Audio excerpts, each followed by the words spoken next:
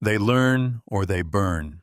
Admiral Eva Rostova stood on the command deck of the TFS Resolute, the starlight of the Kepler 186 system glinting off the polished obsidian floor. Before her, the main holographic display showed the enemy fleet, the Varan Ascendancy, a jagged line of gunmetal gray ships holding a cold, unwavering blockade. Below their formation hung the prize they sought to strangle the civilian convoy Odyssey, carrying 70,000 souls to their new home on Kepler 186F.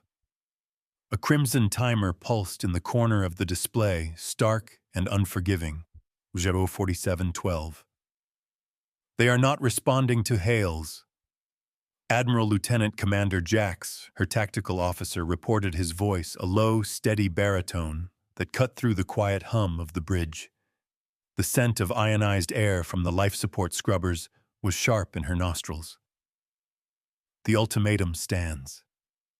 Surrender the convoy's lead archivists and their data cores, or the blockade becomes a slaughter.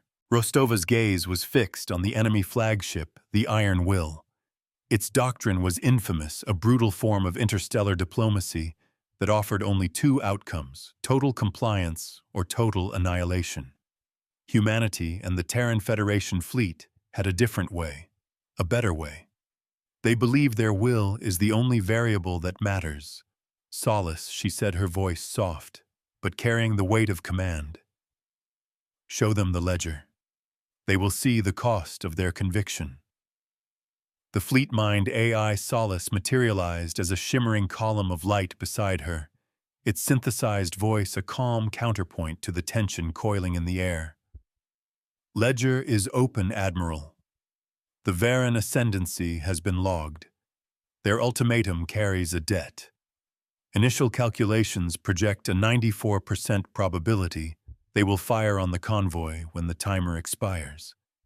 Then we have 46 minutes to teach them a new kind of math.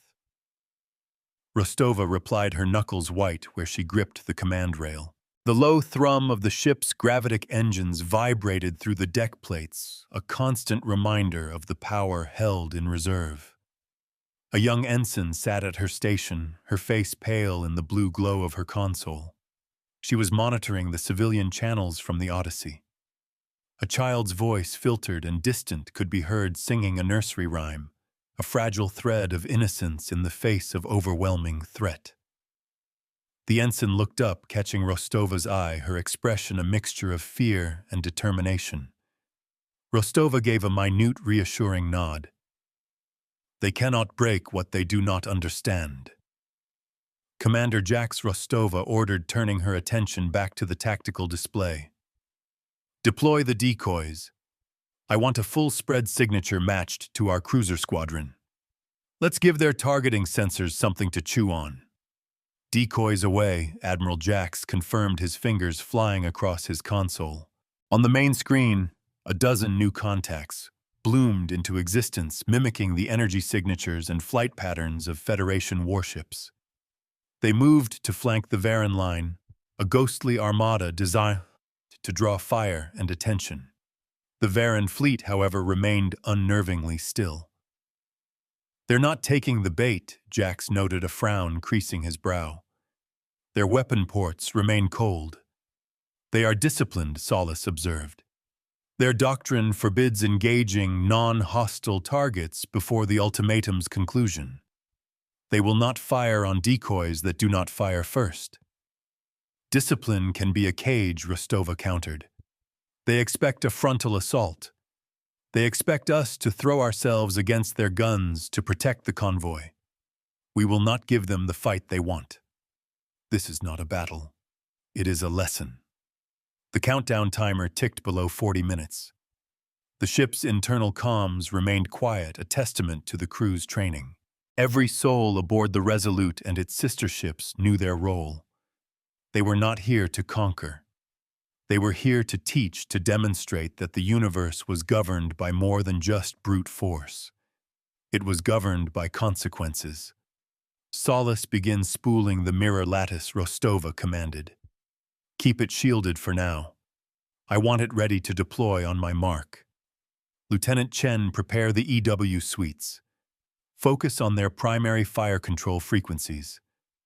We are going to make their world very, very confusing.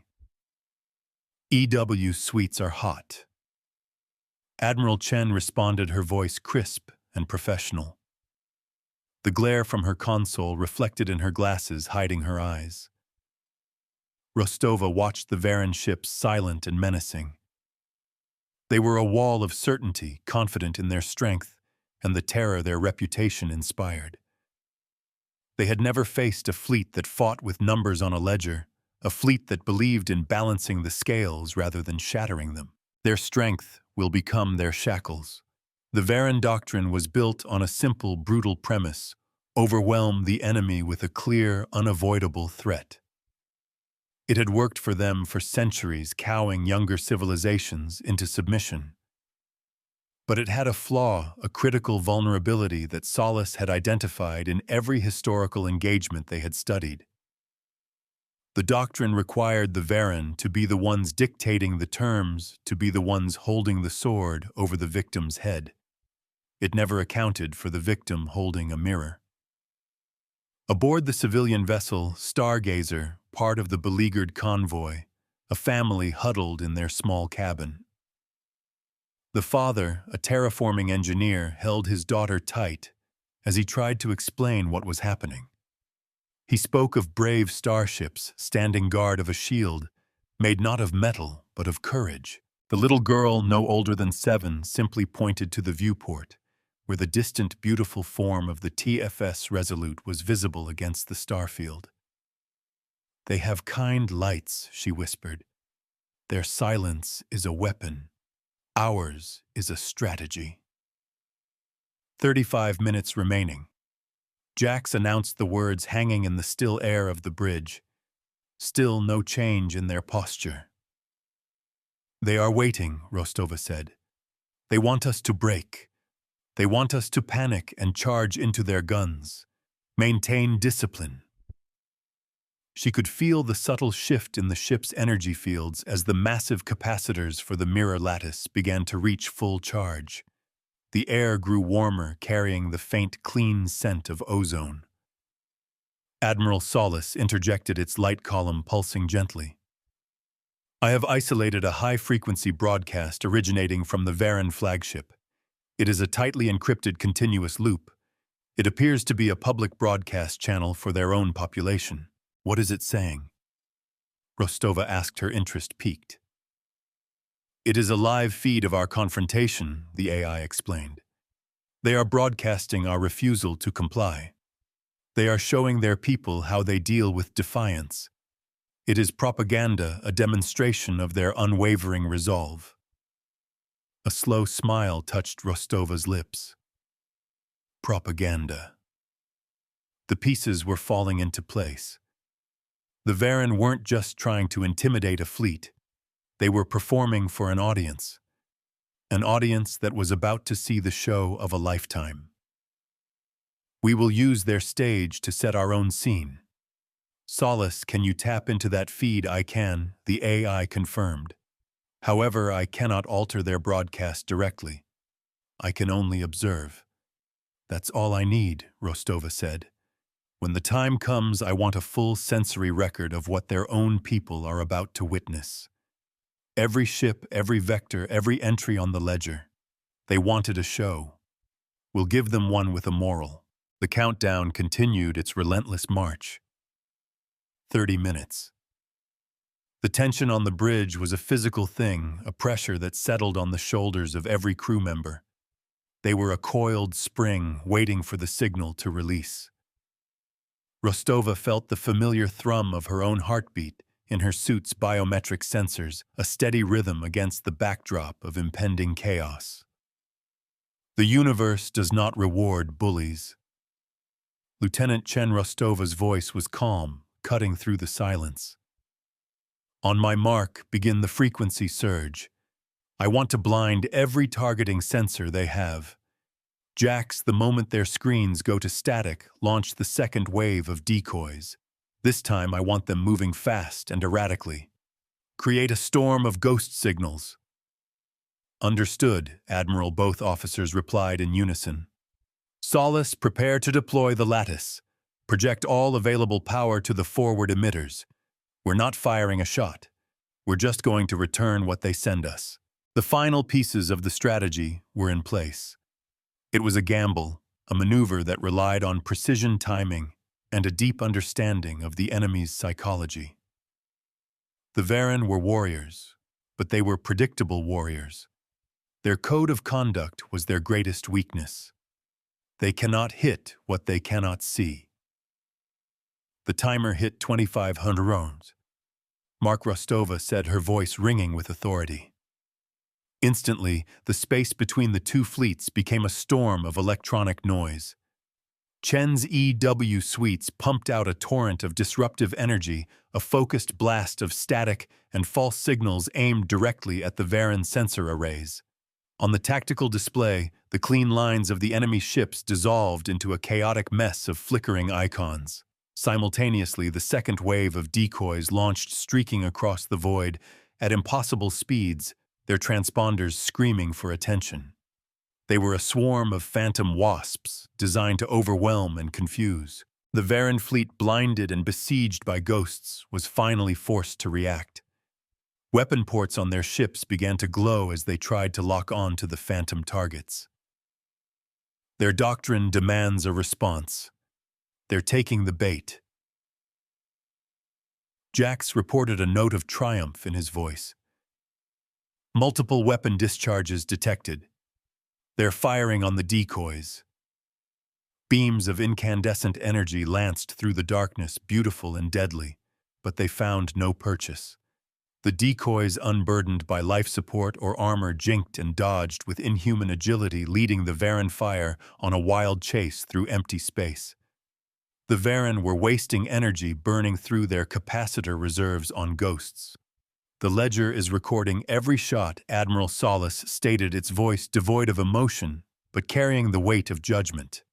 Every joule of energy expended on a non-existent threat is being tallied.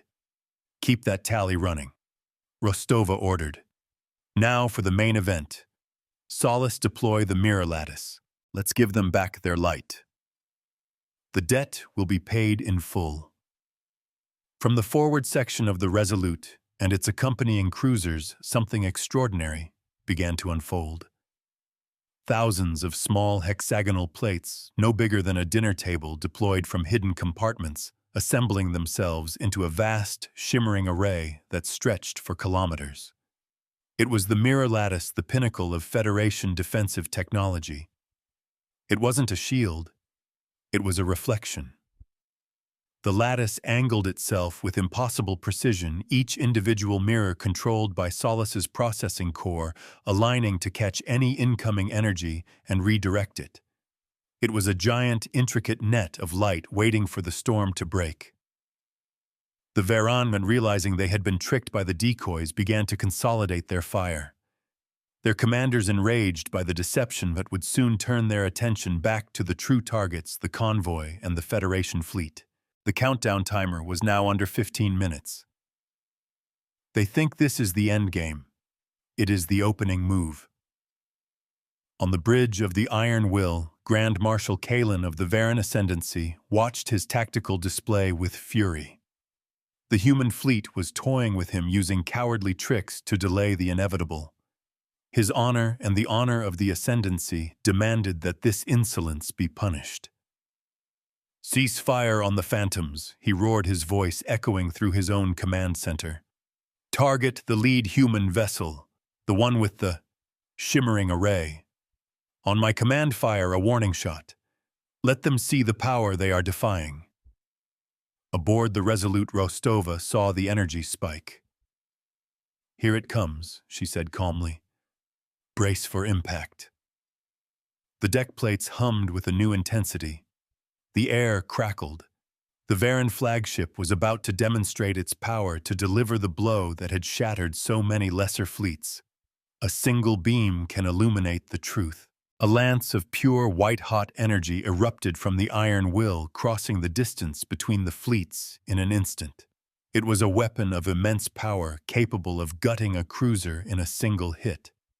It struck the mirror lattice not with a clang of metal, but with a silent, brilliant flash. For a microsecond, the lattice glowed with the fury of a captured star. Then, with a logic as beautiful as it was deadly, it performed its function. The thousands of individual mirrors, all networked to Solace's predictive algorithms, adjusted their angles in perfect synchrony. The incoming beam was not absorbed or deflected. It was caught, redirected, and sent screaming back the way it came. The crew of the Iron Will had no time to react. The beam they had fired, their own symbol of unquestionable power, slammed back into their own forward weapon array. The explosion was silent in the vacuum of space, but the visual was catastrophic. The Varan flagship shuddered as a secondary detonation ripped through its bow, sending a shower of molten metal into the void. Their own sword has been turned against them. A stunned silence fell over the bridge of the Resolute. Then a collective gasp. They had watched the simulations, studied the theory, but seeing it in practice was something else entirely. They had returned fire without firing a shot. Direct hit on the Varan flagship, Jax announced, his voice filled with awe. Their primary weapon is offline. Repeat, their primary weapon is offline. Rostova allowed herself a moment of grim satisfaction. The cost of their ultimatum was beginning to be tallied, and the first payment had been made by the Varan themselves. The heat shimmer from the distant explosion was a fleeting, beautiful thing against the black. Solace, update the ledger, she said, her voice steady, and send them a message. No text. Just the recording of their own weapon striking their own ship. Let them see what we see. Their eyes will be opened willingly or not. The Varan fleet was in disarray. Their flagship was wounded. Their sensors were still being jammed, and their enemy had just demonstrated a capability they had never encountered. The rigid certainty of their doctrine was beginning to crack. For the first time, they were facing an opponent who refused to play by their rules. The countdown timer dipped below 10 minutes. The ultimatum was still in effect, but its context had been irrevocably altered. The Varan had demanded a surrender. Now they were the ones who were bleeding. On the civilian channel, the child's singing had stopped. A new voice, the convoy's elected captain, came on the air. To the Federation fleet, he said, his voice thick with emotion. We see you. The 70,000 souls of the Odyssey convoy see you. Thank you. The simple message was more powerful than any battle cry. They fight for ideals. We fight for people. Admiral Jax set his attention back on the tactical display. The Varan are regrouping. They're forming a tighter defensive perimeter around their flagship. But they're not advancing. They're confused. Rostova analyzed. Their doctrine has no protocol for an enemy that doesn't attack an enemy that simply reflects their own aggression back at them. They are reevaluating. The broadcast to their homeworld is still active, Solace reported. The footage of the flagship being struck by its own weapon has been transmitted. There is significant chatter on their public networks. Confusion. Disbelief. Good, Rostova said. The lesson is beginning to sink in. They built their empire on the idea of the glorious, righteous ultimatum. We are showing their people and their commanders that an ultimatum is just a weapon, and any weapon can be turned against its wielder. A reckoning is not always violent. The minutes ticked by. 8, 7, 6. The Varan fleet held its position, a wounded beast licking its chops, uncertain of how to proceed. The Federation fleet remained a calm, immovable object, the mirror lattice shimmering ready for the next salvo. The convoy, protected behind the line of warships, continued its slow, steady journey toward the planet. This fleet teaches by numbers and remembers by ledgers, never by collars. The in-universe principle was the bedrock of their service, a promise made to the galaxy that humanity would not repeat the mistakes of the past, their own or others. The silence stretched thick with unspoken threats and calculations. The Varen had to make a choice. They could double down on their aggression, launching an all-out assault that would inevitably result in their own weapons being used against them. Or they could swallow their pride, accept the failure of their doctrine, and withdraw. Their pride is weighed against their survival. 5 minutes remaining. Jax announced, the tension ratcheting up once more. Rostova's eyes were locked on the wounded Varen flagship. She could almost feel the struggle happening on its bridge, the conflict between dogma and reality. Grand Marshal Kalen was a product of a system that rewarded aggression and punished hesitation. To retreat now would be a stain on his honor. "He's going to do it," she whispered to herself. "He's going to attack." Multiple energy signatures building across the Varen line. Solace confirmed its calm voice cutting through her thoughts. "They are preparing a full fleet volley. All ships are targeting the lattice." They had learned part of the lesson: do not fire on a mirror you are not prepared to face. Now came the second part. What happens when you try to shatter the mirror with overwhelming force? Hold the line. "All hands brace for coordinated impact," Rostova commanded, her voice echoing across the ship. "Solace, distribute the incoming energy load across the entire lattice. I want maximum dispersal. Let's show them what a unified defense truly looks like." The hum of the ship's systems rose to a deep, resonant thrum. The mirror lattice, which had been a passive, shimmering curtain, now began to glow with an inner light as it drew power directly from the fleet's reactors, reinforcing its structural integrity fields. It was one thing to redirect a single beam. It was another entirely to withstand the combined fire of an entire battle fleet. This was the ultimate test of their technology and their philosophy. The Varen believed in concentrated force. The Federation believed in distributed, resilient defense. They will try to break the mirror. On the Varen flagship, Grand Marshal Kalen gave the order. "Fire!" From every ship in the Varen line, a torrent of destructive energy erupted. It was a wave of pure power, a statement of their renewed and furious intent. They would blast this insolent human fleet and their cheap tricks into cosmic dust. The convoy, the archivists, the ultimatum. It was all secondary now to the need to restore their dominance. The wave of energy crossed the void, a silent, incandescent tsunami. On the bridge of the Resolute, no one breathed. All eyes were on the main display on the shimmering lattice that was their only shield. The coolant systems hissed, working overtime to manage the immense power being channeled. The volley struck. They will only drown in the reflection. The impact was not an explosion. It was a sunrise. The entire mirror lattice flared with an impossible, blinding brilliance, absorbing the collective energy of the Varen fleet. For a terrifying second, the lattice buckled the individual plates, groaning under the strain. The lights on the Resolute's bridge flickered, and the deck plates vibrated violently. A cost was being paid. Heat sinks were burning out, and minor systems were failing under the surge. An ensign cried out as her console overloaded, showering her in harmless but startling sparks. Then the lattice held, and it began its work. It did not reflect the energy back at the Varen fleet in a single coherent beam. That much power would have been uncontrollable. Instead, Solace performed a calculation of breathtaking complexity.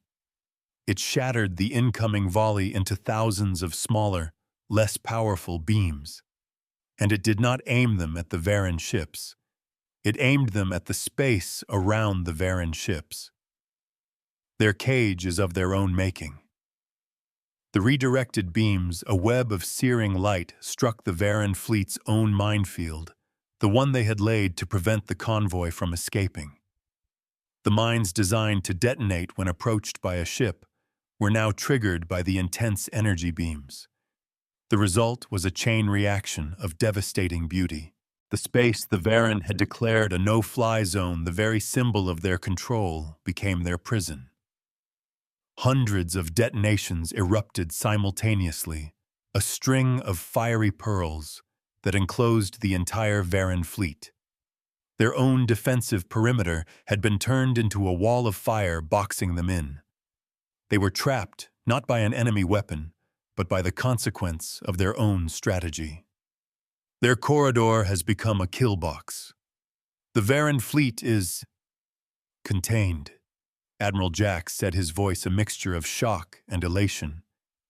They're completely surrounded by their own minefield detonations. The timer in the corner of the screen ticked to 000000. The ultimatum had expired. The convoy was untouched. The Varen fleet was trapped in a cage of its own design, its weapons silenced, its will broken. Solace Rostova said, her voice quiet but firm. Open a channel to the Varen flagship. All frequencies, unencrypted. Channel open, Admiral. Rostova stepped forward, her gaze fixed on the image of the beleaguered iron will now adrift amidst the fiery remnants of its own minefield. Grand Marshal Kalen, she began, her voice broadcast across the system, carried on the same public channel the Varen used for their propaganda. This is Admiral Ava Rostova of the Terran Federation ship Resolute. Your ultimatum has expired. You have failed to secure your objective. You have fired on non-existent targets. You have damaged your own flagship with your own weapon. And you have been imprisoned by your own minefield. Each word is a hammer blow to their pride. We have not fired a single shot, she continued, letting the truth of that statement settle in. Every loss you have sustained today, you have inflicted upon yourselves. This is the cost of your doctrine. It is a doctrine that consumes its followers. This is the lesson for today. She paused, letting the silence stretch. The ledger is balanced. We are not your executioners. We are your teachers. You have a choice. You can remain in your cage of fire until your life support fails, or you can signal your surrender and we will guide you through the firestorm you created. Their choice will define their future. The entire Varen fleet and their entire home world heard the offer. It was not a demand for territory or resources. It was not a threat of further violence. It was an offer of mercy extended by the very people they had intended to slaughter. It was an act of profound, calculated compassion. On the bridge of the Iron Will, Grand Marshal Kalen stared at the human admiral's face on his view screen. Her expression was not one of triumph or arrogance. It was one of patience. As if she were waiting for a difficult student to finally grasp a simple concept. His world, his entire belief system was crumbling around him. He had built his career on the unshakable certainty of the ultimatum: comply or be destroyed. There was no third option. Yet here it was, a third option he had never conceived of. Learn. The accounts must be settled. Solace Rostova said quietly away from the open channel. What's the status of our own fleet? Give me the cost. Minor but tangible, Admiral, the AI replied. The lattice sustained microfractures on 17% of its plates. They will need to be replaced. 3 of our cruisers are reporting overloaded heat sinks leading to temporary power fluctuations. We have 4 crew members with minor injuries from console overloads. The cost has been logged. It was a price she was willing to pay. A few broken plates and bruised arms in exchange for 70,000 lives, and a lesson that might ripple through Varen society for generations.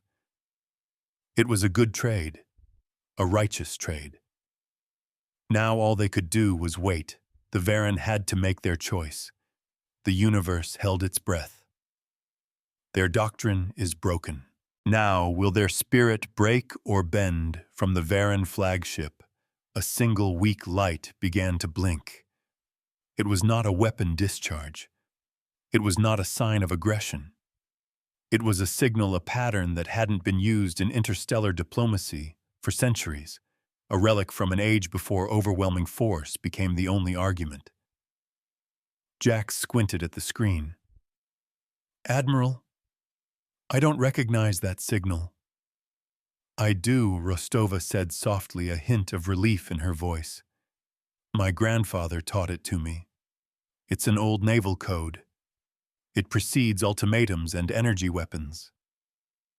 "What does it mean?" Jax asked. Solace's calm voice provided the answer before Rostova could. "The signal is a formal request. It means we wish to parley. The first step to learning is admitting you do not know." The fires of the minefield still burned, but they no longer felt like a cage.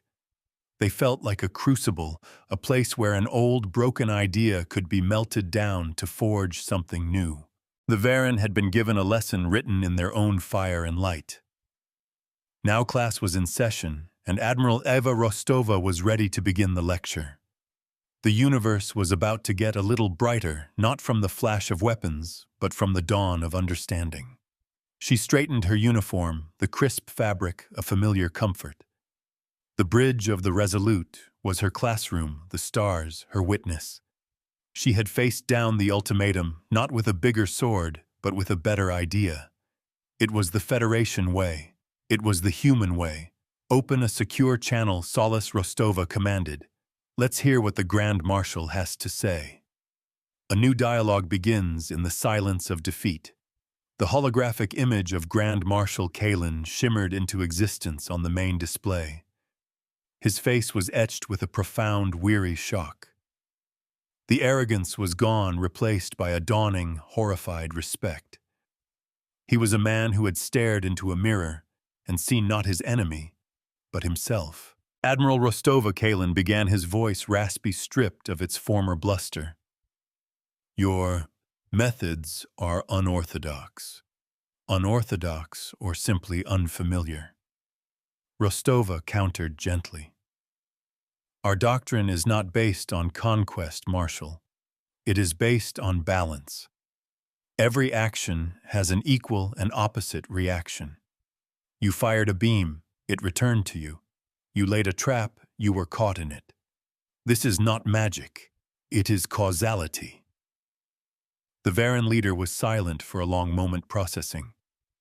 His entire military philosophy was predicated on the idea that overwhelming force could negate causality, that the will of the ascendancy was a universal constant.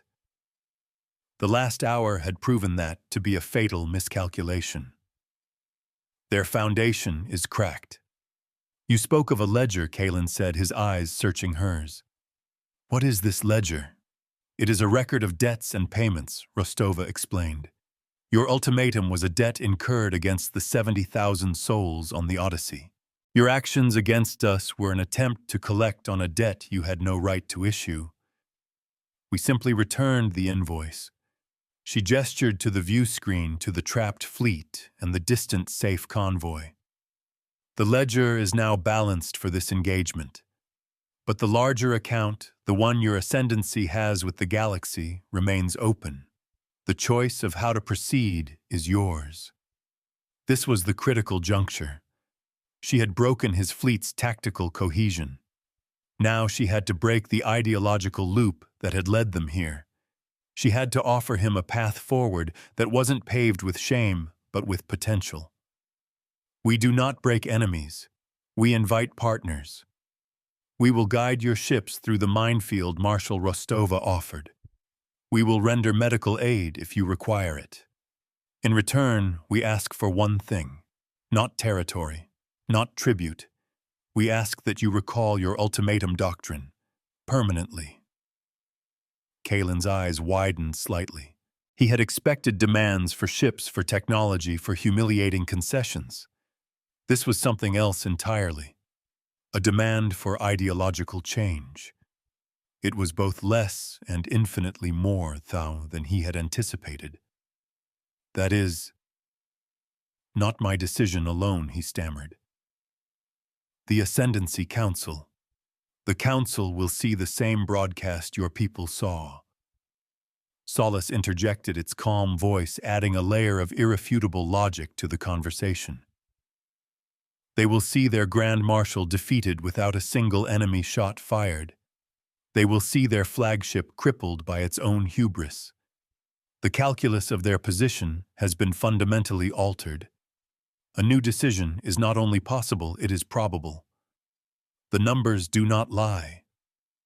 Rostova let the AI's words sink in. The choice was clear. Kalen could return to his people as the marshal who led them to a humiliating, inexplicable defeat, or he could return as the one who faced a new, undeniable truth and had the wisdom to adapt. One path was disgrace. The other was reform. We are sending you the flight paths now, Marshal Rostova said, her tone indicating the negotiation was over. Clear safe corridors through your own minefield. The path to de-escalation is open. We invite you to take it. The connection closed, leaving Kalen's stunned face to fade from the screen. Rostova turned to her crew. They were watching her, their expressions a mix of pride, relief, and exhaustion. The air still tasted of ozone, a souvenir of the massive energy transfer that had saved them all. They have been shown the door. Now they must walk through it. Jax, monitor their movements, she ordered. Ensure they stick to the designated corridors. Chen, stand down the EW suites, but keep the sensors active.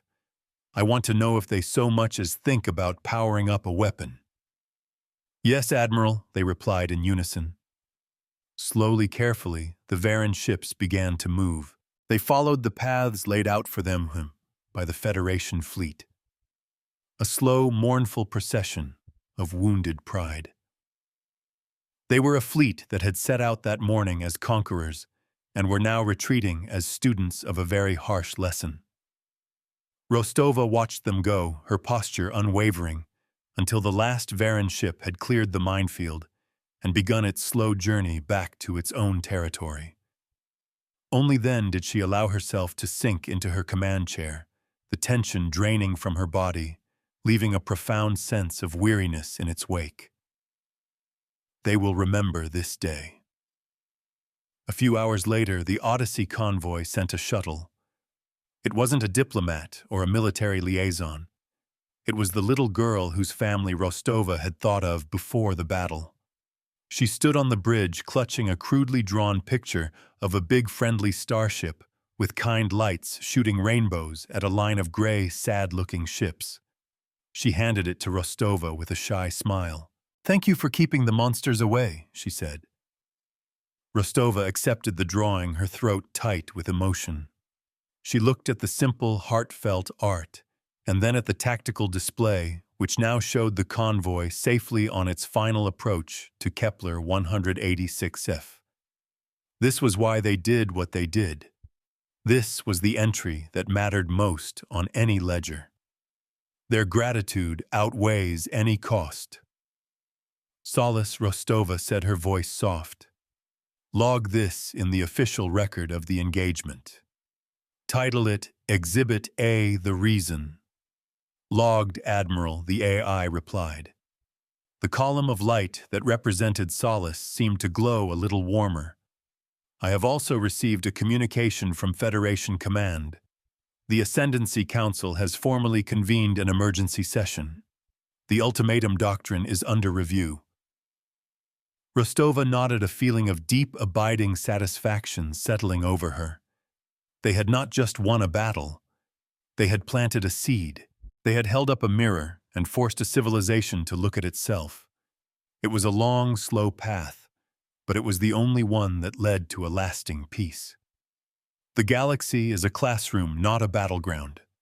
The Resolute and its fleet remained in orbit, a silent, watchful presence, until the last of the 70,000 colonists had safely landed on their new world. They watched as the lights of new settlements began to flicker across the planet's surface, tiny sparks of hope in the vast darkness. Their mission was complete. They had held the line. They had taught the lesson. And they had done it without losing their own humanity. Rostova stood the child's drawing in her hand.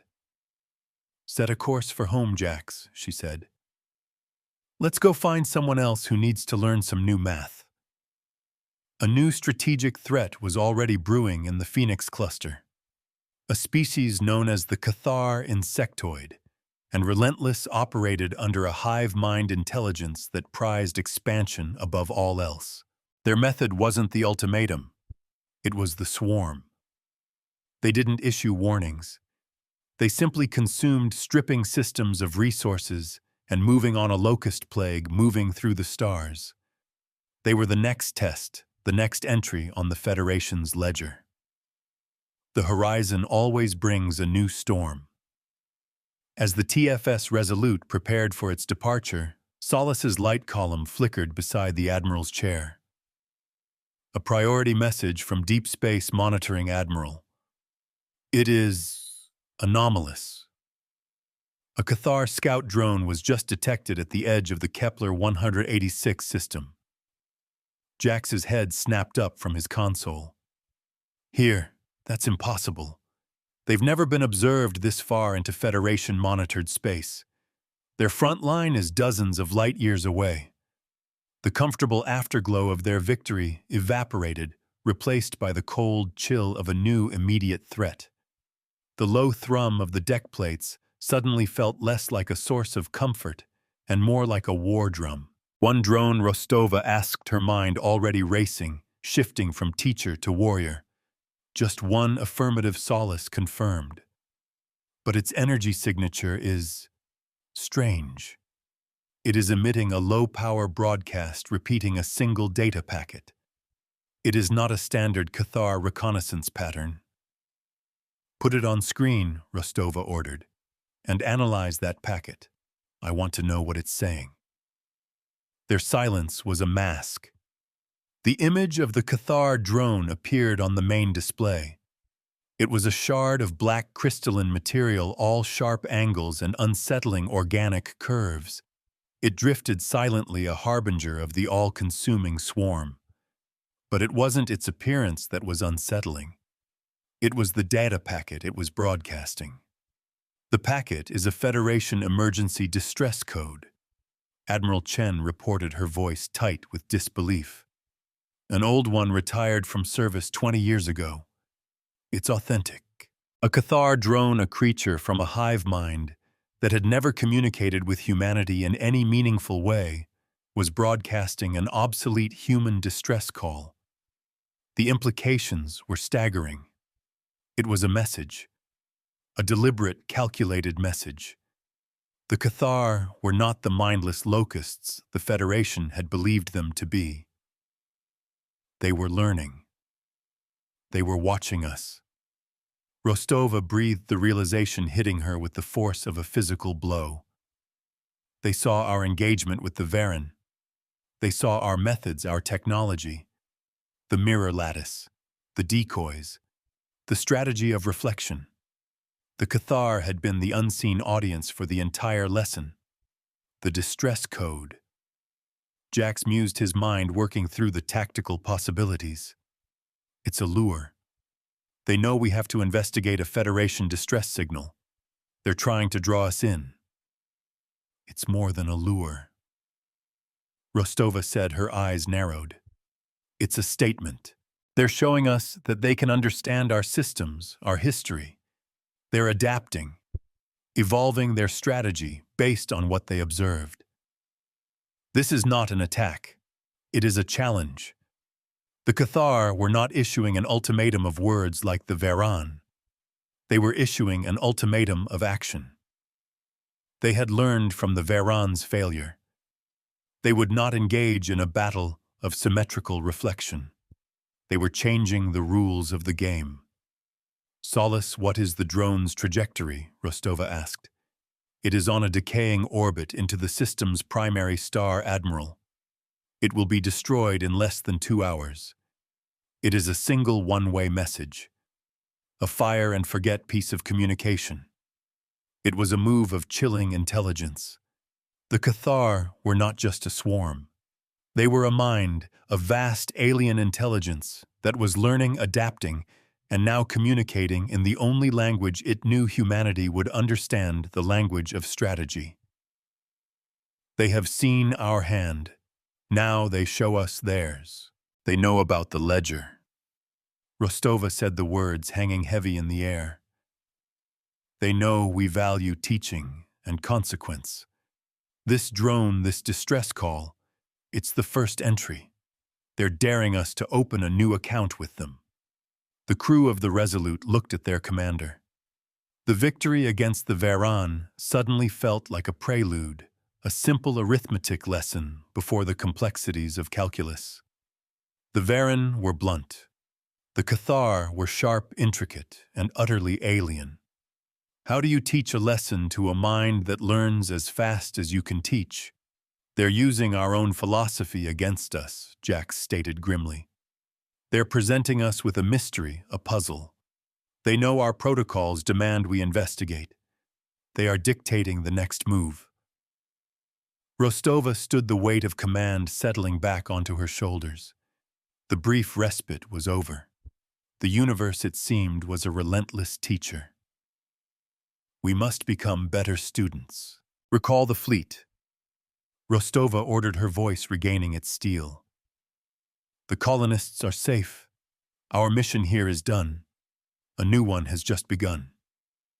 She turned to face the image of the lone Cathar drone. It was a black speck against the brilliant backdrop of the Kepler star, a question mark hanging in the void. Solace, she said, a new hard edge to her voice. Open a new ledger.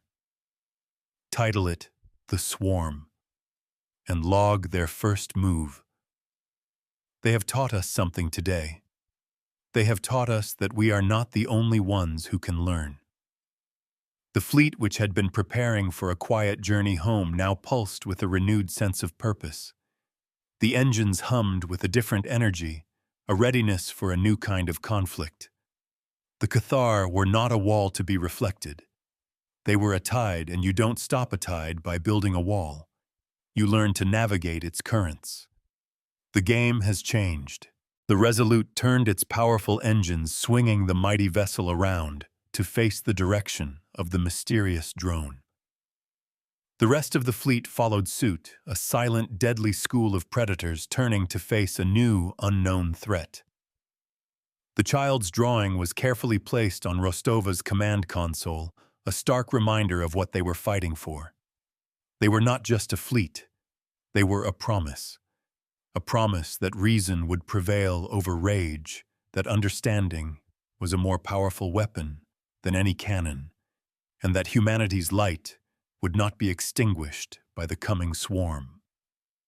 They were the mirror, and they were the ledger, and class was back in session. They will learn the true meaning of consequence. The bridge of the Resolute was a cathedral of focused silence, the only sound the soft chime of consoles processing the impossible. The Cathar drone, a splinter of obsidian against the fiery backdrop of the star, was a declaration of war disguised as a cry for help. It was an intellectual trap, a philosophical gambit laid by a species they had dismissed as ravenous beasts. Rostova felt a cold knot tighten in her stomach. This was a foe who had done their homework. They're using our history against us, Jack said, his voice a low rumble of disbelief. The distress code is from the TFS Stellar Lane, a science vessel that vanished in the Crimson Nebula 70 years ago. Declared lost with all hands. It became a symbol in the Academy of the dangers of unchecked exploration. A symbol they are now using as bait. Rostova finished. They know our regulations. Any Federation distress call, no matter how old, must be investigated. It is a foundational tenet of our charter. To ignore it is to abandon our own. Probability of the signal being a genuine 70-year-old distress call from the stellar lane is 0.001%. Solace stated its light column unwavering. Probability of it being a Cathar ambush is 98.6%. The remaining percentage accounts for previously unknown phenomena. They are counting on our compassion. It's a trap we have to walk into. Rostova said her decision already made. It was the only choice that aligned with their ethos. To refuse the call would be a victory for the Cathar before a single move was made. It would prove that humanity's compassion had limits that it could be frightened into inaction. We will not be the ones to teach them that lesson, she declared. Jax plot a course to the last known coordinates of the stellar lane. Chen begin a deep spectrum analysis of the Crimson Nebula. I want to know everything that's hiding in that gas cloud. Solace run every simulation you can. If the Cathar learned from our fight with the Varan, then we must assume they are prepared for the mirror lattice. We need a new page in the playbook.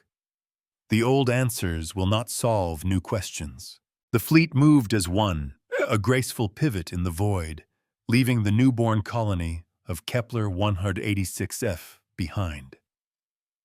Their mission of protection had seamlessly morphed into one of perilous investigation. As the ships entered warp, the familiar blue-white tunnel of faster-than-light travel enveloped them, but the mood on the bridge was different. The clean, decisive victory against the Varan felt distant now, replaced by the unsettling quiet of a hunt where they might be the prey. On one of the lower decks, a grizzled chief engineer was running a diagnostic on the lattice emitters damaged in the last engagement. He was telling a young crewman a story about his own grandfather, who had helped build the very ship they were now seeking. The stellar lane was a ship of hope, the old engineer said, his voice echoing slightly in the cavernous maintenance bay. It was searching for first contact, for knowledge. To think of those things using its memory like this, it turns my stomach. The younger crewman just nodded, the faint scent of ozone from the damaged capacitors filling the air. They defile the dead to bait the living. The journey to the Crimson Nebula took 3 days at maximum warp. For 3 days, the Resolute was a hive of activity. Solace ran millions of combat simulations, each one ending in a stalemate or a Federation loss. The Cathar's anticipated tactics were fluid, decentralized, and overwhelming. The mirror lattice was effective against a centralized, predictable foe like the Varan. Against a swarm of thousands of intelligent, coordinated ships, it was like trying to catch a river in a net. Their strategy is consumption, Admiral Solace reported during a late-night briefing. They do not need to win in a single decisive battle. They only need to overwhelm one of our ships, board it, and absorb its technology and data. Each small victory for them is a catastrophic, unrecoverable loss for us. The ledger in this scenario is heavily weighted in their favor. So we can't fight them symmetrically, Rostova concluded, staring at a holographic model of a Cathar fighter. It was a biomechanical horror, part living creature, part starship. We can't outswarm a swarm. We have to find a way to attack the mind behind it. Their unity is their greatest weapon and their greatest weakness. When they arrived, the Crimson Nebula was a breathtaking sight, a vast swirling cloud of incandescent hydrogen and cosmic dust. It was beautiful, and it was the perfect hiding place. Chen's sensors, pushed to their absolute limits, could barely penetrate the dense clouds of ionized gas. The glare from the nebula's young, hot stars flooded their screens with static. I'm getting faint energy readings from the heart of the nebula, Admiral Chen said, her brow furrowed in concentration. Consistent with a Federation reactor of last-century design. It's the stellar lane. No other signatures. Nothing. It's too quiet. They're hiding. Jack stated, his hand hovering over the tactical display. They're shielding their ships in the nebula's interference.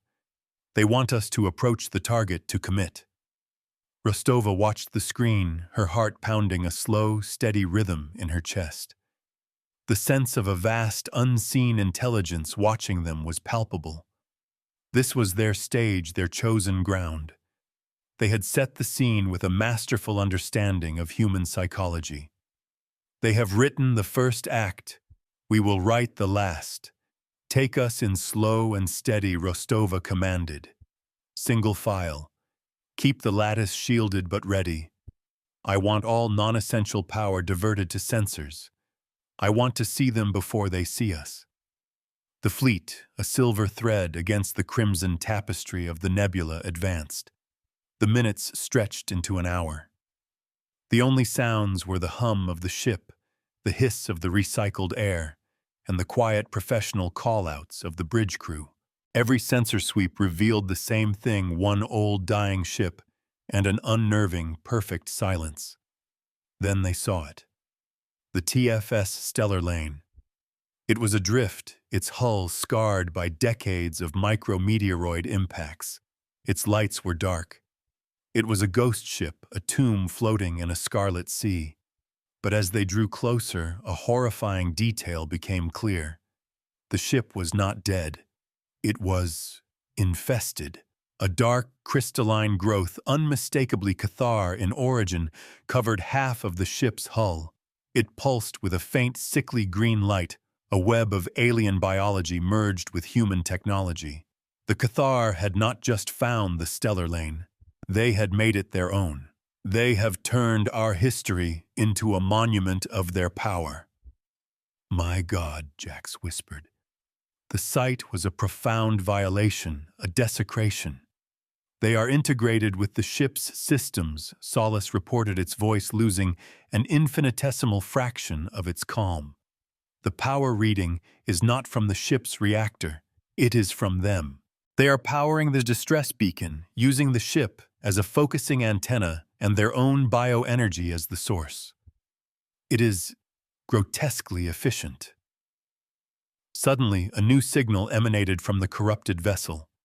It was not a distress call. It was a direct, high-bandwidth transmission aimed at the Resolute.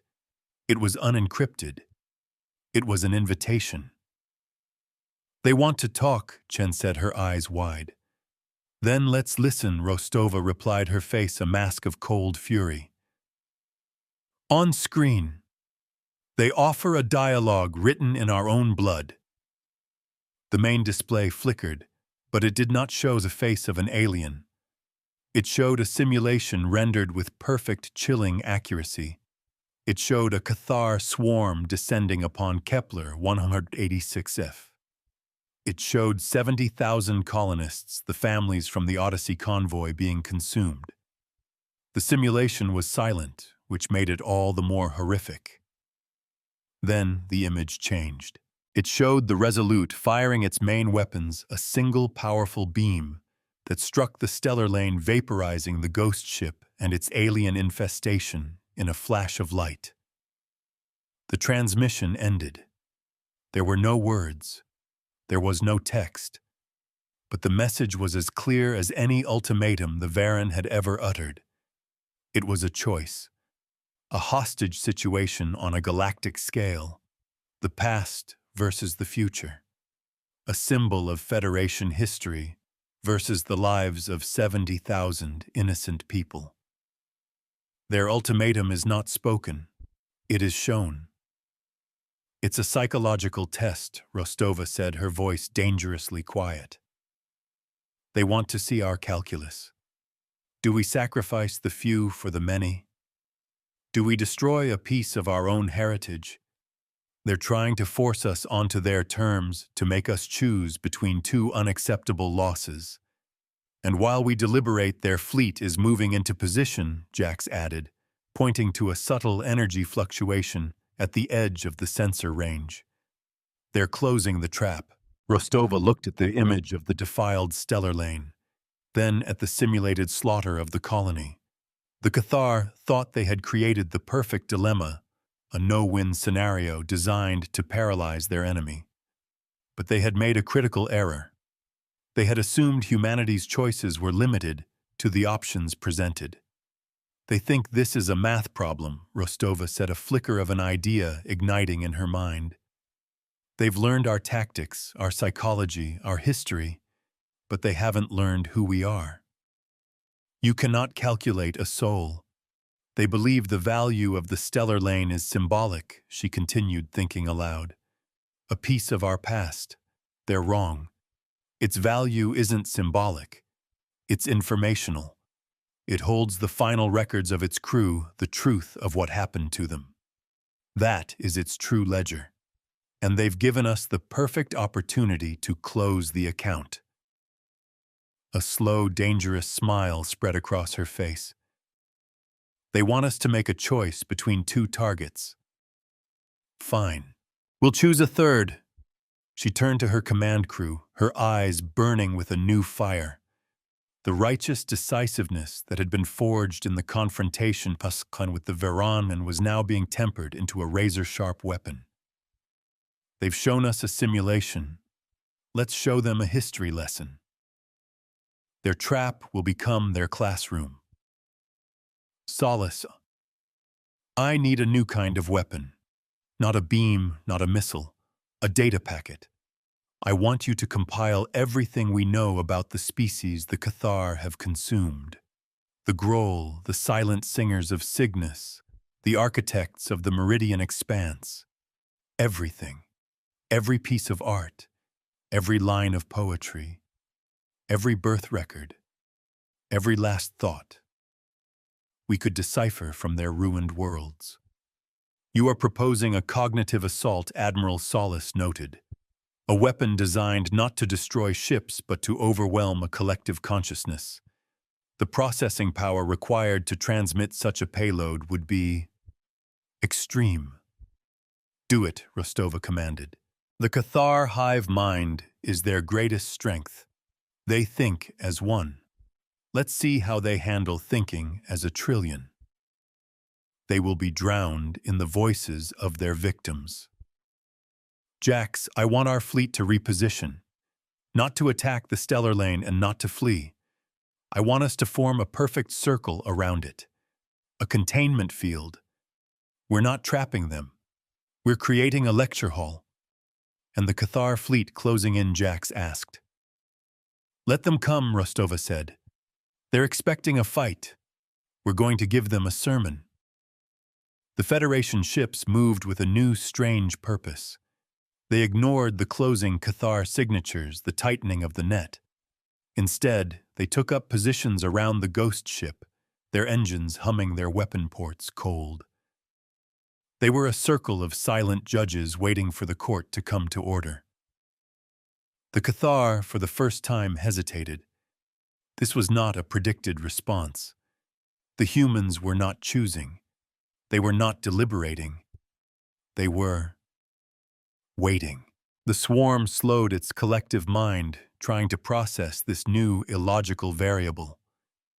The unexpected variable is the most dangerous one. The data weapons compiled, Admiral Solace announced. I have designated it the Ledger. It is ready to be delivered. The AI's light column seemed to pulse with a deep, solemn energy. This was more than a weapon. It was a memorial. A final defiant cry for every life the Cathar had extinguished. The Cathar fleet has stopped advancing. Chen reported a note of wonder in her voice. They're holding their position. It's like they don't know what to do. They are a mind that has only ever encountered two responses, fight or flight, Rostova explained. They have no protocol for a species that chooses to stand its ground and talk. She took a deep breath, the recycled air suddenly feeling crisp and cool. Solace. Transmit the ledger. Aim it directly at the Cathar consciousness hub on the stellar lane. Let's settle this account. A new kind of battle is about to begin. From every ship in the Federation fleet, a beam of pure information lanced out. It was not a weapon of energy or matter, but of memory. It struck the crystalline growth on the stellar lane not with an explosion, but with a silent, terrible inundation. For the first time in its millions of years of existence, the Cathar hive mind heard a voice that was not its own. And then it heard a trillion more. It felt the terror of the Groll as their world was consumed. It heard the final beautiful song of the silent singers as their star was extinguished. It saw the intricate crystalline cities of the Meridian architects crumble into dust. It experienced the love of a mother for her child, the joy of a scientist's discovery, the simple peace of a farmer watching a sunset. It felt the unique individual, irreplaceable pain of every single life it had ever ended. The effect was instantaneous and catastrophic. The swarm's mind shattered. On the tactical display, the unified, terrifying cohesion of the Cathar fleet dissolved into chaos. Ships broke formation, firing their weapons at random, some at empty space, some at each other. The swarm, once a single intelligent predator, had become a panicked, mindless mob. The individual drones for the first time were acting on their own, driven by the echoes of pain and terror flooding the hive consciousness. The sickly green light on the stellar lane flickered and died. The biomechanical structures withered as the hive mind, in a desperate act of self-preservation, severed its connection to the ship. The psychic scream of a trillion souls had been too much to bear. The Cathar had been presented with the bill for their conquest, and it had bankrupted their spirit. It's working. Jax breathed, his voice filled with a terrible awe. They're breaking apart. The cost of this victory was not paid in twisted metal or lost lives. The Resolute's primary communications array pushed far beyond its limits to transmit the dense data of the ledger shorted out, with a shower of sparks and the acrid smell of burning electronics. Solace's light column flickered violently, its voice coming out as a distorted static. The AAI had borne the brunt of the psychic backlash, the echo of that great, terrible memorial. The teacher pays a price for the lesson. The Cathar are in full retreat. Chen reported, her voice steady despite the chaos on the bridge. They are fleeing the nebula in all directions. There is no order, no strategy. It's a rout. Rostova watched the once terrifying icons scatter across the tactical map. She had not destroyed them. She had not conquered them. She had simply shown them the truth. She had held up a mirror not to their weapons, but to their soul. Their greatest crime was not murder, but erasure. We forced them to remember. Solace report.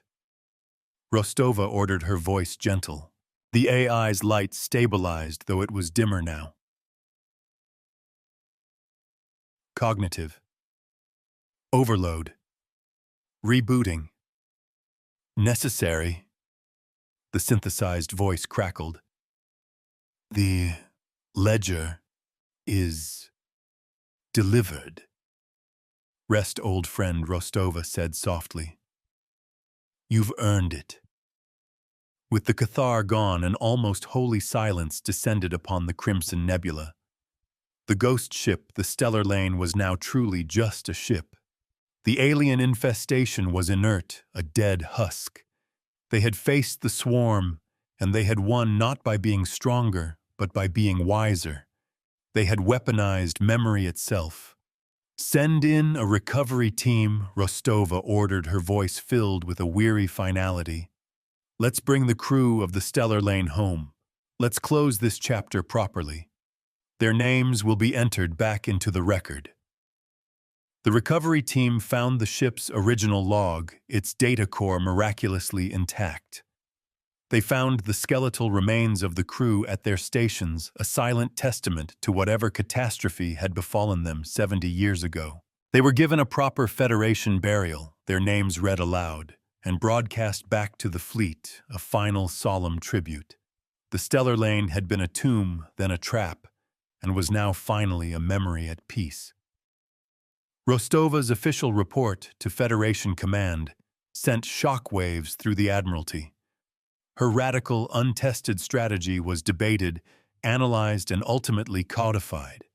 It became known as the Rostova Doctrine, the use of informational and cognitive warfare against hive mind intelligences, prioritizing the breaking of will over the breaking of ships. It was a profound shift in military philosophy, a move away from pure physical deterrence. The public ledger, the great transparent record of Federation policy, was updated. The Varan Ultimatum Doctrine was now listed as an archaic and ineffective strategy with a cross-reference to the Rostova Doctrine as its designated counter. The lesson had been institutionalized. The universe adapts, and so must we. Weeks later, the TFS Resolute floated in the calm of deep space, its repairs complete. Solace was back online, its light a steady, reassuring presence. The bridge was quiet, the crew going about their duties with a new sense of gravity. They had faced two of the galaxy's great threats and had emerged not just victorious, but transformed.